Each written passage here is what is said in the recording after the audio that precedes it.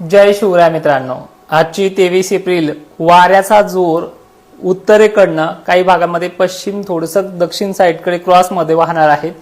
यामुळं दक्षिण महाराष्ट्र आणि कर्नाटकमध्ये आज पावसाची पुन्हा हजेरी लागते।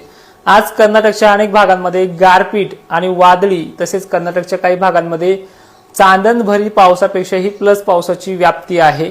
टक्केवारी कमी आहे पण जिथे बी पडेल तिथे जास्त आहे आणि काही ठिकाणी पत्रावून पाणी वगळेल अशा वगैरे 2-4 गोष्टी आहेत।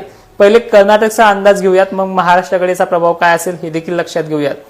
हुबळी, बेळगाव, बसव कल्याण, विजयपुरा, कोपाल परिसर, बालाकोट, त्यानंतर अनेक भागांची नावे ते धारवड हे जे काही भाग आहेत, निपाणी, सावंतवाडी, पणजी, गोवाकडी साईड सुद्धा इथे वाऱ्याचा प्रभाव आणि पावसाचा प्रभाव अधिक आहे।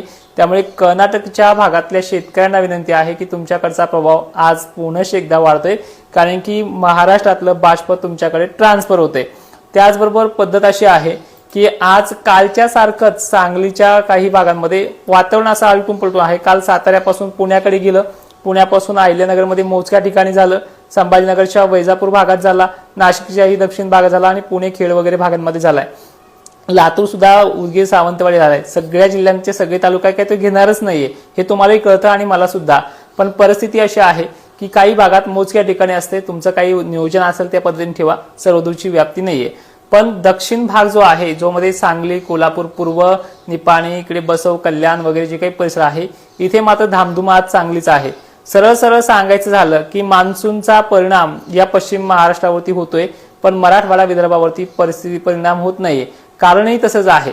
आता तुम्ही म्हणाल तुम्ही तर आता सांगितलंय की मान्सून चांगला आहे, पण जसं दरवर्षी परेशान करतो तसा परेशान करणार आहे। मान्सून मध्ये तफावत नाहीये, 8-9-10% पावसाची कमी, बाकी जबरदस्त मान्सून यावर्षीचा आहे।